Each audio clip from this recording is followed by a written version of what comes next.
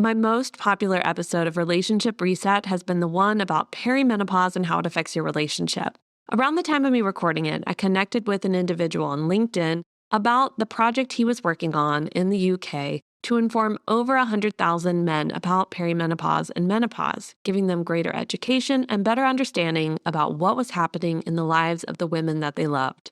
Today, I'm sharing with you an interview I did with Laurence Finn to teach all of us more about perimenopause, as well as to have a man's perspective of what it's been like walking beside his wife through this journey. Laurence Finn is a proven entrepreneur and operator with a history of building brands that punch above their weight and exit at the top of their game. Over 2 decades, he's scaled ventures from innovative product manufacturing, supplying Walmart, Honda, and Harrods, to Africa's largest rugby participation event with global sponsors like Ford, Puma, and Sab Miller. Laurence now leads FemForte, a disruptive women's health brand tackling menopause with medically backed solutions, and the Forte Group, a broader platform integrating workplace well-being and brain health. His ventures are driven by purpose, validated by partnerships with medical consultants and universities. He's straight-talking, growth-focused, and not afraid to flip the script, whether that means turning menopausal silence into national conversation or bringing men into the fold with Men Meet Menopause. With a clear exit path via private healthcare or insurance, Laurence is building one of the UK's most exciting health tech opportunities. This discussion with Laurence was so powerful and so helpful in better understanding how to talk with my husband about perimenopause and what I was going through. So I know you are going to find this just as supportive. So go grab a warm drink and let's dive in. Welcome to Relationship Reset. Reignite, reconnect, rebuild. The podcast for high-achieving couples who want to transform their relationship from surviving to thriving. I'm Katie Russler, a relationship coach and counselor with over 15 years of experience helping busy, overwhelmed couples rebuild connection, trust, and intimacy. If you've been together for years and feel stuck on autopilot, disconnected and frustrated by constant miscommunication, you're in the right place. Each week, we'll explore practical tools, relatable stories, and strategies to help you reignite the spark, rebuild your bond, and create the relationship you've always dreamed of. Because no matter how long you've been together, it's never too late to hit reset. Let's dive in.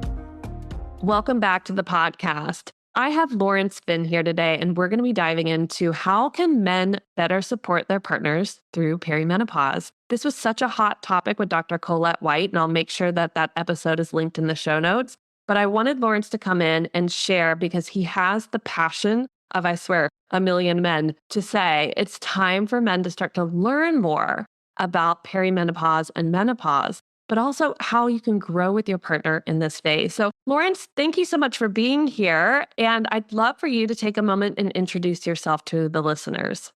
Thank you for such a kind and warm welcome and hello to all your visitors. So let me do a little introduction. And I think it's a good starting place to say I'm a husband of 35 years. I'm a family man first. And if you had to say to me, what's my great success in life? It's the fact that I've been married for so long and I've got 2 amazing children who are both adults now. I'm very passionate about hormonal health as a whole. Excellent. So tell us a bit about FemForte and also the Kickstarter you have going on right now. Maybe a good place to start is to actually take a step backwards. So my wife, and we've been married for 36 years. I better say that, not 35 years in case she gets cross. 36 years. And last year, it's summertime, sitting in the garden, my wife came home and she said, good news, after numerous misdiagnoses, I've actually now got a solid diagnosis. And I'm pleased to say I'm menopausal. Now I can start working towards whatever I need to work towards. And I sat there stupidly and ignorantly and said to my wife, well, listen to your doctor, take the tablets, you'll be better in 10 days' time. And that resulted in a little bit of an argument. And she obviously stormed off. And I realized I'd put my foot in it and I had to go and do some research. So this started due to my wife's complications that she was having through her perimenopause and menopause. And I started to dig a little bit more. What was supposed to be an hour's research turned into 6 months of research.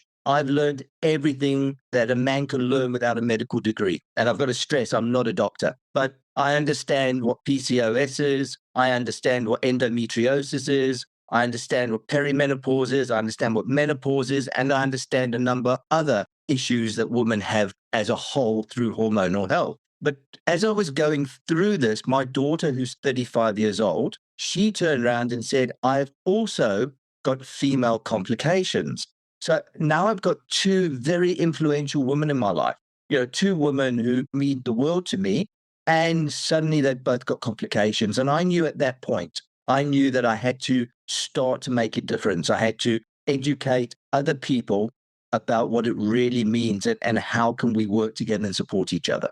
Excellent. So is that how you ended up coming up with Femme Forte? Is that what really guided you to say, okay, I've really got to form something, a business to start to reach out? When I was doing all of this research, I was struggling with who is good, who is bad, who's the right person, who's informed, who's not. And you'll know this, especially as a woman, Katie, there is so much information online, but there's so much, and I'm going to say the word bullshit online as well. And who's giving you the right information, who's not giving you the right information. So it's very hard to find that person or that company. So we aligned at the time with a gynecologist. We felt she was a good medical resource for scientific facts pertaining to perimenopause and menopause. And that was really crucial for us because if I'm to help any woman in her want to find out information, I have to make sure that that information is credible. And by giving her credible information, I give her the foundation to allow her to empower herself. Mm-hmm. And that was really important for us.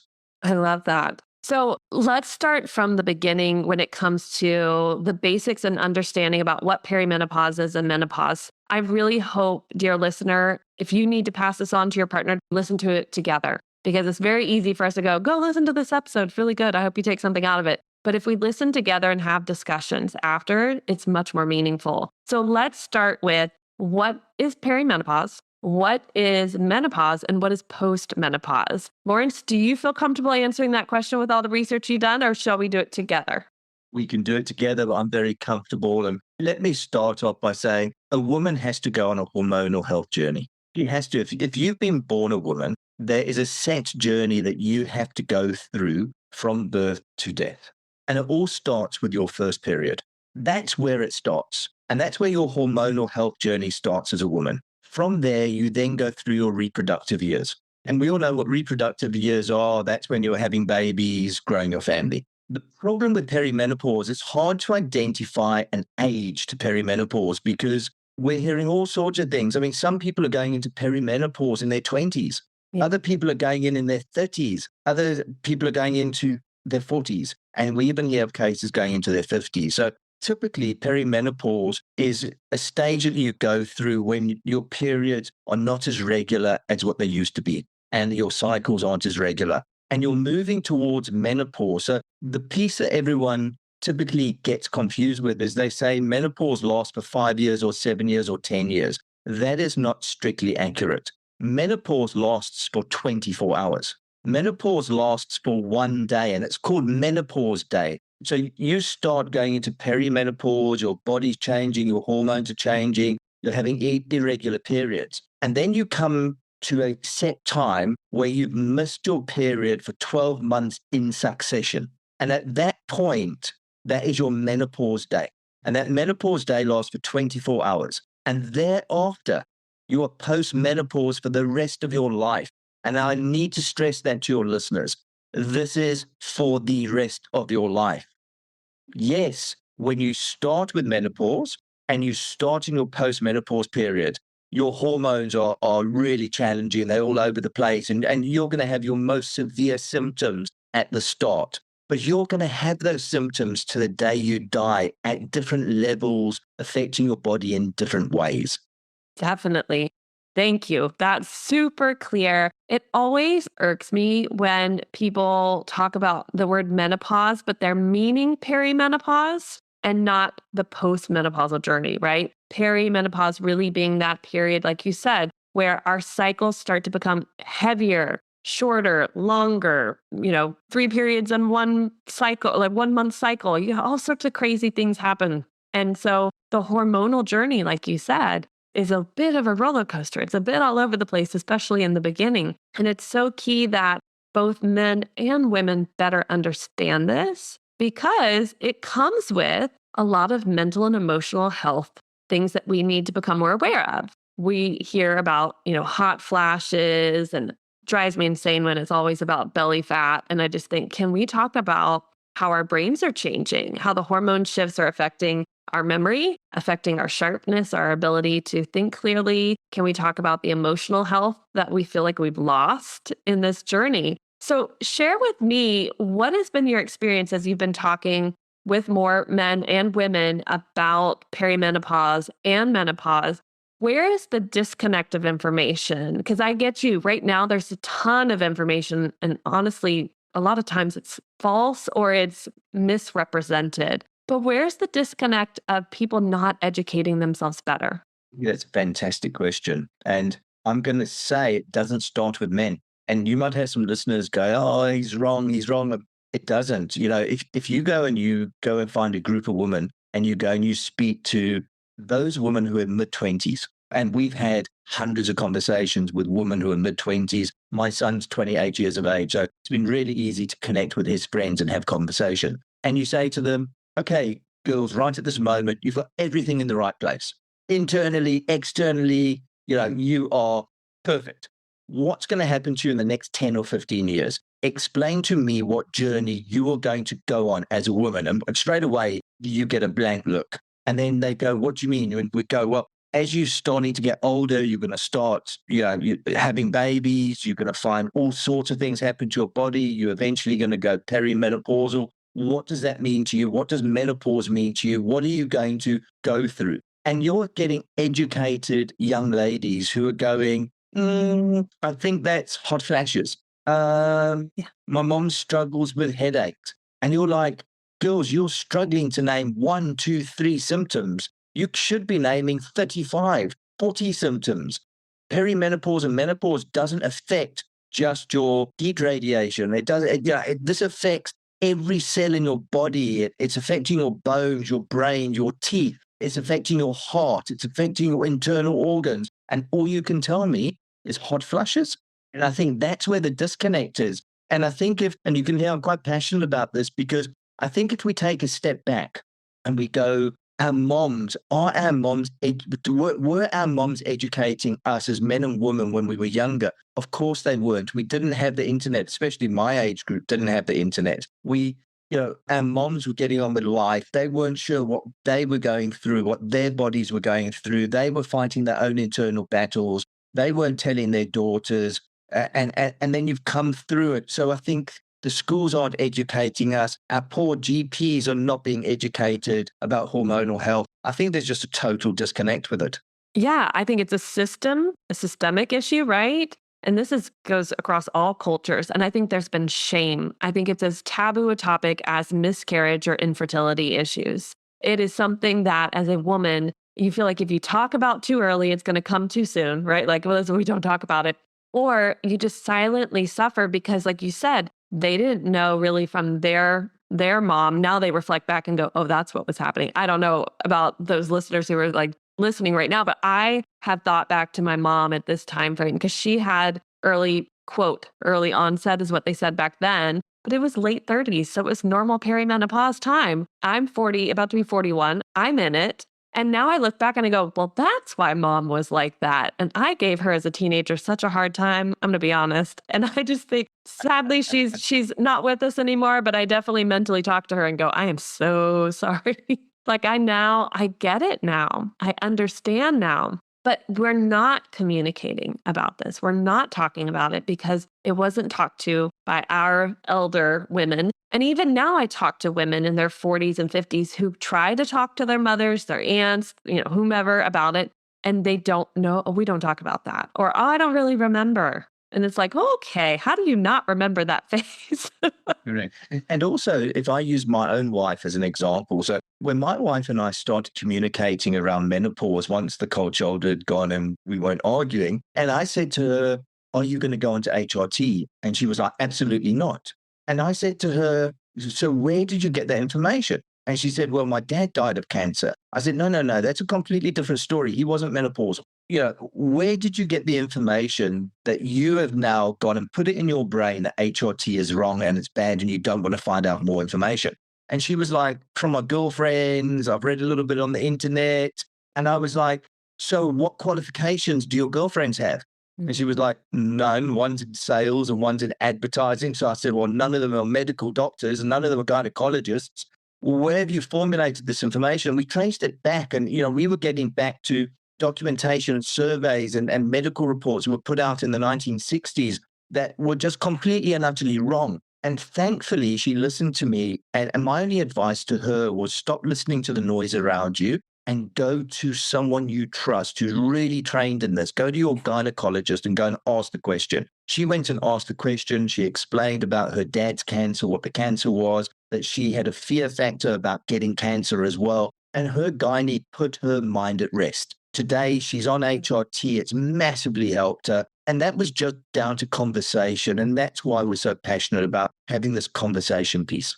How can couples start to have better conversations around this? Because it's exactly what you shared happens on repeat, where the husband says something just, off the cuff, not really thinking. And it's a very vulnerable topic for the woman to bring up or to share, even if it sounds pretty like, oh, I started HRT today, right? Like, or I went to my gynecologist and I found out I'm perimenopausal or, postmenopausal. So how can and I guess I'm asking as a man, like specifically men, what are ways that they can maybe ask questions or have better responses on hand? Like what would your advice be?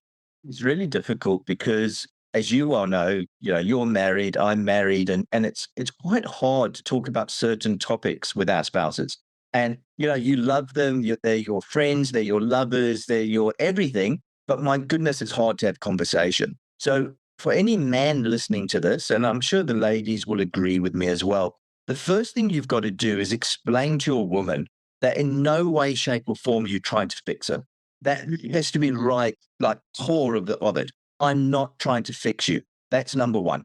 Number two, all I'm doing is caring about you with empathy. What I want is we're on this journey together. I want to see you because so many women who have got perimenopause and menopause feel invisible. So I want to see what you're going through, and I don't understand what you're going through. So I need you to open up. I need you to tell me what is your living experience with what you're going through. And then if I can understand you, then I can do the little things. I'm never going to be able to fix you, but I can do the little things that maybe just take a little bit of pressure off of you. And I always say to the men, sometimes it's as simple as doing the dishes. Sometimes it's as simple as putting a load of washing on or learning how the dishwasher works. Saying, I'm going to take the ironing down to someone to go and iron, or can I give you a foot rub with no expectations? Some of these little things are what we as men have to learn because we cannot fix. There's no way we can fix. The only thing we can do is understand, be empathetic about the understanding, and try and just be there as that shoulder of support. Absolutely. When you said to your wife the first time, like, just take the tablet, 10 days, you'll be fine. One thing I just want to make clear is when your partner gets on HRT, it's not a 10-day thing, that this is something that, they can take the rest of their lives, depending on their symptoms and what they need. But in reality, this is something that is part of their lives now once they get on HRT. And it comes with its own things that they need to navigate, not usually too bad, but the symptomology that they can, go through, it's great to have conversations around. And I love that you said your partner needs to be able to, the wife needs to be open and less scared to talk about it, but the husband also needs to not try to fix and to really sit there with empathy. I may not get what it's like to have this experience, but I can imagine what that must be like if every day you felt that way. And we as men have to put, and I had this very conversation on a podcast yesterday, we have to put ourselves into our spouse's shoes. If I went to bed tonight, because it's hot in England and it's humid, so if I go to bed tonight and I have a bad night's sleep, I'm going to wake up tomorrow having not rested well as a man. And I'm going to wake up tomorrow feeling a little bit not myself, a little bit grumpy, a little bit irritable. If that happens for 2 days, 3 days, or 4 days in a row, it's going to be life-changing for me. I'm going to be at the end of my tether. I'm going to be short with the dog. I'm not going to speak to the cat. I'm not talking to the kids. Don't come near me. Don't burst through my door at work. Leave me alone. I'm this big grumpy bear. Guys, we've been talking about 3 or 4 days of bad sleep. Some of our spouses have had 7 months. Some of them have had 2 years of really bad sleep. So if we can't cope for 1 day or 3 days, how the hell do we think they can cope after 2 years of bad sleep? So we sometimes have to put ourselves into their shoes to try and understand what they're going through. Yeah. What would you say are some of the symptoms that's important for men to start being more aware of? First of all, if you love your spouse, it has to start with a heart and it has to start with a brain. Mm, That's really important. So I would urge any man to really go and search what impact menopause has on a woman's heart yeah. and what impact it has on her brain. Because if you love someone, you have to love someone quite deeply. And those are two vital organs. And when you start doing the research, it is frightening, absolutely frightening. And you mentioned about estrogen, and I can't obviously tell the listeners all about estrogen. I'm not medically qualified. What I can tell you is you're 100% correct. Someone like my wife is probably going to be on estrogen for the rest of her life. You can't strip the body of estrogen and think you're going to get it from carrots and broccoli. I mean, that mindset's ridiculous. It's totally ridiculous. Go and ask your doctor, is there anything herbally that I can take that's going to replace estrogen? I mean, without estrogen and a bit of testosterone, the impact to your bones, to your cells, to your whole being is massive. So, we've got to take this seriously and we've really got to start digging deeper, especially as men. If we want our wives to be part of our lives, as we go forward to our later years, we've got to take an interest. Absolutely. I will share personally one of the symptoms that would make me cry. And I didn't realize it was perimenopause until the last 2 years. At 35, I already started having tinnitus. And around 36, 37, it got really bad in both ears. And I remember I would sit on the couch with my husband and he'd be like, "Oh, it's so nice when the kids are in bed." We have three. They're all, they're asleep. It's so quiet. And I would start crying. And I'd say, it's never quiet for me because it's either the kids, the noise of the day, or the ringing in my ears. And that was a big, again, at that point, I still was thinking, this is my life. I'd gone to the ear, nose, and throat doctor. The hearing's great. Oh, we'll give you some cognitive behavioral therapy techniques. I was like, thank you. I'm a therapist, very aware of what I need to do. But it was just like, nobody sat down and said, hey, let's check. Maybe this is a hormonal thing. And for me, the saving grace has been progesterone. It has helped my sleep. It has been amazing. I was one of those who slept horribly with my three kids because they slept horribly, and then went into perimenopause and slept horribly and was going, what is going on? And progesterone has been a game changer for me with that, with physical pain that I didn't realize that I had daily been suffering from and just thought like, oh, okay, I'm aging. That's everybody says, oh, when you get old, like it just hurts to get up in the morning. No, it doesn't when you have the right hormonal balance. This is a hormone related thing. The tinnitus is almost all but gone. It's so mild that I rarely, unless I really go, it's there. And then I like listen in, which is then go back to CBT techniques. But it was things like that. And then of course, then here's your cycle, right? But it was all these other symptoms I was living with on a daily basis that my husband didn't know how to help me because I didn't even know that's what it was. And now, being on the progesterone, I feel like a totally different woman. I really will have moments while I will be doing something in the kitchen or going for a walk, and I'm like, oh my God, I'm not in pain. And I just didn't realize that I was so much in physical pain because it became my normal. And I think that is very true. And again, I said this yesterday is people don't realize it becomes their normal. You ladies are so strong. And I genuinely mean this. You're a lot stronger than what we are as men. And so many women, it just becomes their normal. I can deal with it. I can deal with it. I'm not going to say anything. I'm not going to say anything to anyone. I'm just going to turn the other cheek and I'm going to deal with it. So when you go into menopause and then you go post menopause, and people get to 70 years of age and go, oh, I only had menopause for 5 years or 6 years. No, you didn't. You've just learned to deal with all the complications you currently have. Yeah. Look in the mirror, you can see your complications. Yep. And so you ladies are really good at toughing it up, but there's no reward. No one's giving you a rosette for being tough. There is help out there. And what you said about tinnitus is so true. That was my wife's biggest problem. And to a stage where she eventually had to have a hearing aid. And they said everything. They told her every excuse in the book. And it was all down to menopause. All the hormones. Oh, goodness.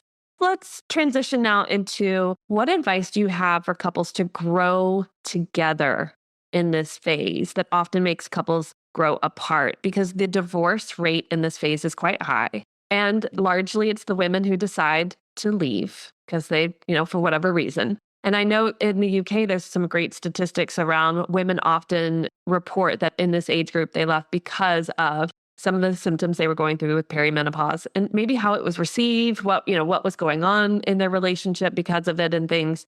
But I'd love to hear from your research and the people you've talked to, how can couples grow together in this phase?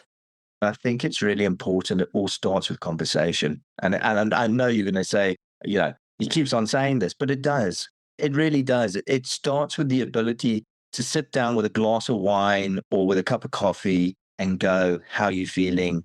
What's affecting you? What changes are there? Understand, communicate where it's going. And what we've come out with is one part of it is we have a questionnaire. It's a survey. And that survey is a document that prompts the man to ask the questions. So a lot of men say to us, oh, it's such a hard conversation to start. I don't know how to start. So we say, well, here's an easy way of doing it. Go home, take our document and say to your wife or partner, say to her, I've been asked to fill in a survey as a man on menopause, but I don't know anything about it. Could you help me? Now, you could do it in one of two ways. You could either fill it in each separately and see where your differences are, and you'll be shocked at the differences. Or you can say to her, oh, that's an interesting question. How would you answer that question? And then say, oh, do you suffer with that? How does that impact your day-to-day being? So what it does is, you go through these questions. I think there's 38 different questions. You don't have to answer them all, but it's there to prompt you. Oh, I didn't know this. Did you know that? And I've been researching perimenopause and menopause for 6 months now. And on a daily basis, I typically stumble across something and I run downstairs to my wife and I went, I didn't know this. Did you know that? And it's like, I think she gets sick of me talking to her. My own daughter, she sat in the car, she lives in Dubai, and she goes, Dad, I have more conversations about vagina with my father than anything else. But it's become such an important part of our family. I love that it's become an important part of your family because it's been normalized. And the more you talk about it on places like LinkedIn, which is how we got connected, it normalizes these conversations for others. I think often I notice that men get really uncomfortable in their seats when the topic of perimenopause comes up. Same with periods, right? Any discussion around women's vaginas and women's, fertility or hormones or things like that. It's like, ooh, I don't, that's your stuff, not mine. But we get it like that. That has to shift because in a relationship, in a long-term relationship, it's an actual us issue.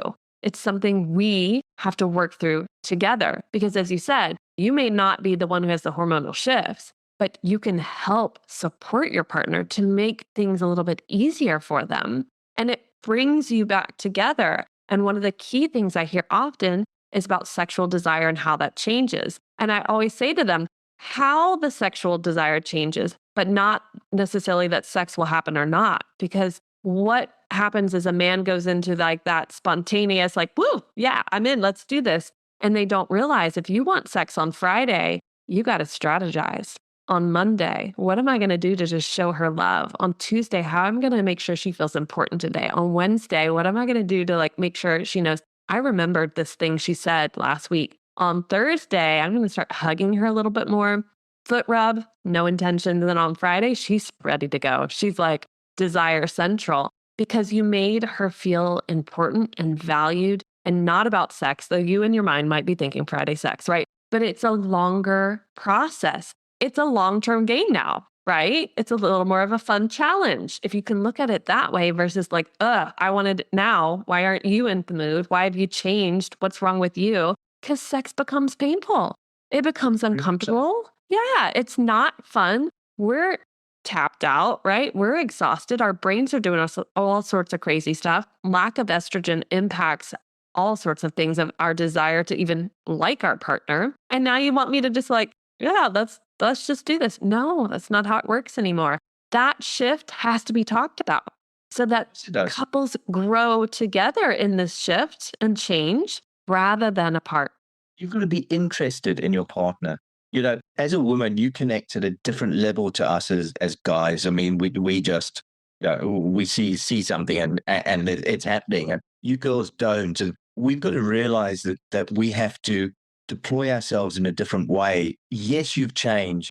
If you and your partner met when you were mid-20s or early 20s, what happened then versus what happens now are two totally different things. Yeah. Two totally different things. And you've got to learn to play the game. If you're off playing golf every day and you're drinking until 11 o'clock at night and you're coming home half drunk, and then you're wondering why she's not waiting for you and the sex goddess is at the bottom of the stairs waiting for you to come home, guys, you're in for a reality check. You really are. Yeah. And I think this is the time frame when a lot of people have affairs because they want that versus the actual nurturance of a healthy, deep relationship. And that's marathon work, right? When you're running a marathon, it's not a sprint. It's a like, okay, I got to keep a certain pace. I got to like, okay, now I'm at kilometer this. Okay, keep going. You have a longer mindset of what you want. And I love how you started this whole podcast with, I have been married for 36 years and that's one of my proudest accomplishments, right? Because that's the long-term marathon mindset. At the end of my life, I want this to be one of the things that is one of my accomplishments. 100%. And thank you for saying that.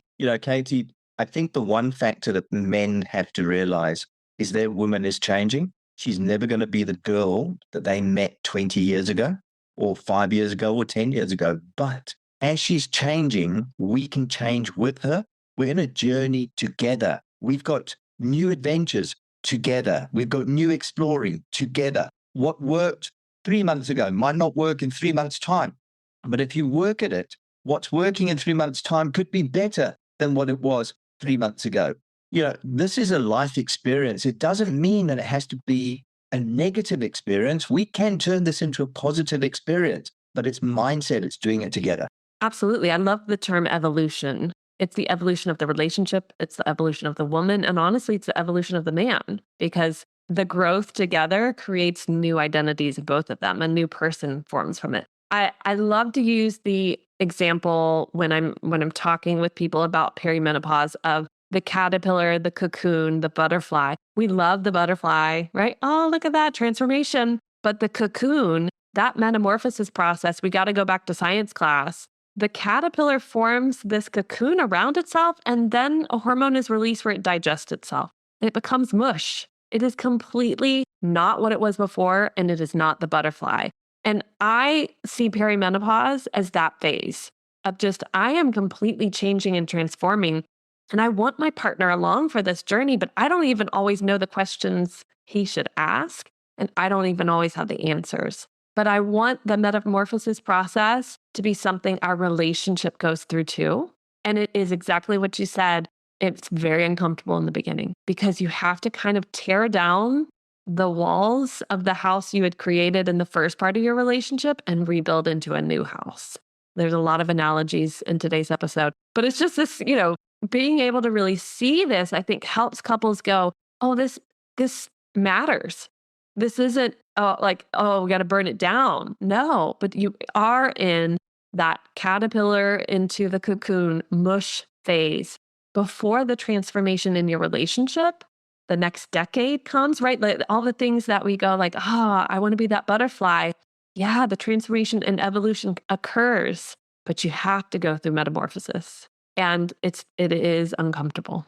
You said that exceptionally well, but the guys have to realize if they're not worried about their spouses or partners, be worried about your daughter. Because you know what?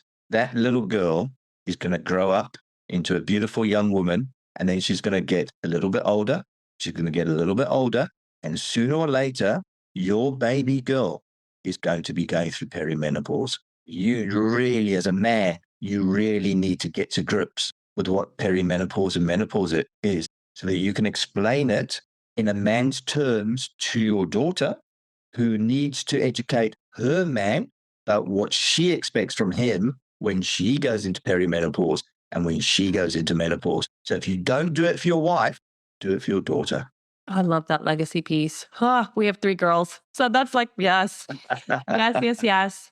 And thankfully, I think conversations, being able to have conversations with people like you, Lawrence and Dr. Colette, helped me to have better conversations with my husband around it. Because even as a therapist, there are areas where like I hit a wall of like, I don't even know how to explain or describe this. I don't even know how to make this important to you. And because I don't know how to talk about it, it's hard to ask the question. So I love the survey idea as kind of like an icebreaker to future conversations about, how does this impact your day to day? This is like friendship, right? It's like things you'd ask your friend, like, oh my gosh, I didn't realize you've been going through this. Like, what has it been like? That's really being strengthening that friendship between the two of you so that even if maybe desire and sex are kind of low key right now, not really happening, but that you have that friendship and that bond so that as that blossoms again, because it tends to, that it's like, okay, we're good, because we really worked on the foundation of our relationship on repeat. I want to bring us back to the research you've been doing. And you mentioned you go to your wife and your daughter and you're like, I found out this information. Share with me what's the most interesting thing you've learned so far? And what's the most shocking thing you've learned so far? We'd say the most interesting thing, because we all think that perimenopause and menopause is around, one area of the body, and you don't realize how far it goes. And you start talking and you find out that your oral health is affected.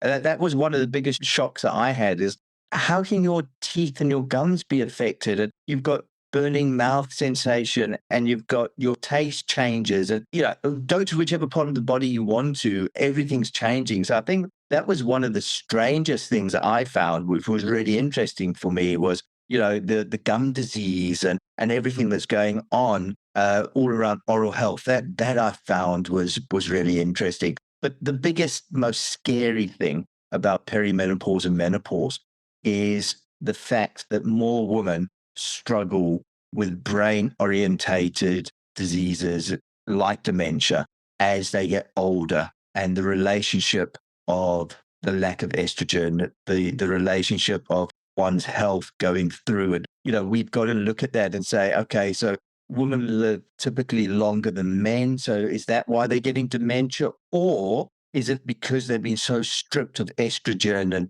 testosterone and everything else? Is that what's really playing, and impacting dementia? So when you start digging into the dementias and that side of old age, it starts to become really scary, because the one thing that scares me in life is not knowing who my wife, my daughter, my son are. Yes. Yeah, definitely. I think what's really important, and this is why this episode is going to just really support many, is all you're doing is researching hormones, right? You're not, getting into the nitty gritty of the uterus or the ovaries. You're researching hormones and you're learning about the long term effects. I mean, we haven't even gotten to like bones, calcium, all these things that it can affect too, but your brain health. Yeah. Like that piece is so important for us, men and women, to start educating ourselves better on so that we know how to support ourselves or to advocate. Because many women who are listening to this and many men who are listening who have spouses their spouse has been told, no, no, no, you don't need to get on HRT, or it's too early, or you're too young, or no, a cancer, right? Like all the old 1960s, 1970s research. And there's so much new research over the last 20 years that starts to shift and change that mindset. But it's hard for people to get out of the old and to start to say, actually, this could really help you. I wish 2 years ago I had advocated stronger for myself with my gynecologist when I said, hey, I'm starting to have some of these weird things. I'm not sure what it was. I went the route of looking at what I was eating and, trying to sleep better. But again, it's hormonal. It's not because I wasn't having a good sleep routine, exercising daily, all of these things. Like it wasn't because of that. But I just thought, okay, well, if my doctor's not going to do anything, then I'll do, lifestyle changes, which helped some, but it didn't take away the severity of what was coming. And so I wish I had advocated more. And I wish my partner had known more to be able to push me to advocate too and go, no, no, if you know that you need to be on something, you know something's not right, go back or go to a different doctor. Who cares if you've been seeing your doctor 10, 15, 12 years, 20 years? Like go and advocate for yourself. But to have a partner stand beside you and go, yeah, we're going to advocate for you. I think that's what you're teaching men to do too, is start to not only ask your partner questions, but start to advocate for the women in your life. Difficult questions. I was having a conversation 2 weeks ago with a guy who said he hates going home, and it was so sad. He dreads Fridays. He hates going home on weekends. They were looking at getting a separation, and it was a horrible story. And we've managed to not give relationship advice, but we've been able to give some advice that's got him to start talking. And we received an email from the lady the other day to say, thank you. It's not perfect, but we're working in the right direction. But one of the things that I said to him, and she unfortunately was drinking a lot with wine because that was her go-to. And she was dead set against going to HRT. And I said to him, look, I'm not a gynecologist. You have to take this up with your gynae. But your wife is fighting about the knowledge around HRT and cancer. Ask her to forget the question around HRT. She has between 3 and 4 glasses of wine a night. Go and ask her to research cancer and wine and see what risk she's at through wine versus HRT, and then re-go to the conversation and say, no one's telling you to stop drinking wine, but you're putting all this fight up against HRT and you're in a higher risk bracket with the amount of wine you're consuming. You just have to speak to yourself. It's all about conversation. Definitely, definitely. Was there any advice you'd love to give our listeners as we start to wrap up? For the men, a little bit of knowledge. No one is asking you to take a medical degree. Just learn the basics. And I'll give you a link after this where we have a document about a man's role in menopause. Perfect. And it's a lovely PDF. You can check it out for yourself. And if you're happy, recommend it to your listeners. And for the woman, encourage your man to seek a little bit of information. Because if we can get the men to get a base knowledge of information, they will have the knowledge, the know-how, and the understanding. Because you know what? Guys take a lot of slack about there's a bunch of jerks out there. And there are, but there's a bunch of good guys too. So if you want us good guys to genuinely care about you, if you want us to really support you, then help us to understand what we need to do. Absolutely. I would even go as far as, and I received this advice from my naturopath, don't just tell your husband to go learn about it on his own. Give him the websites and the trusted doctors you follow and their information, because he might go look on Reddit.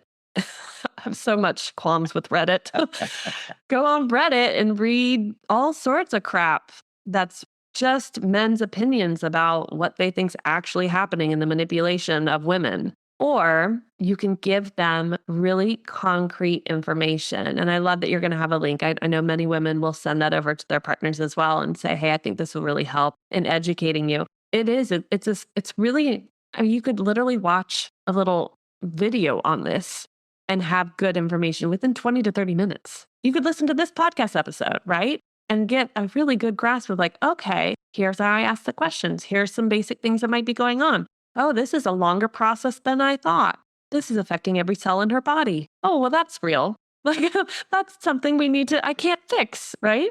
And then I would urge the men, sorry to interrupt you there, but Casey, I'd also urge the men, because whether we like it or not, and I know there's a big debate on this about, there's not enough women in the corporate world. So let's just say for now, we all know that there's more men in the corporate space, and men are typically bigger employers than what women are. Guys, if you've got colleagues, if you've got employees, I urge you to share this information. I urge you to get a menopause policy in your business.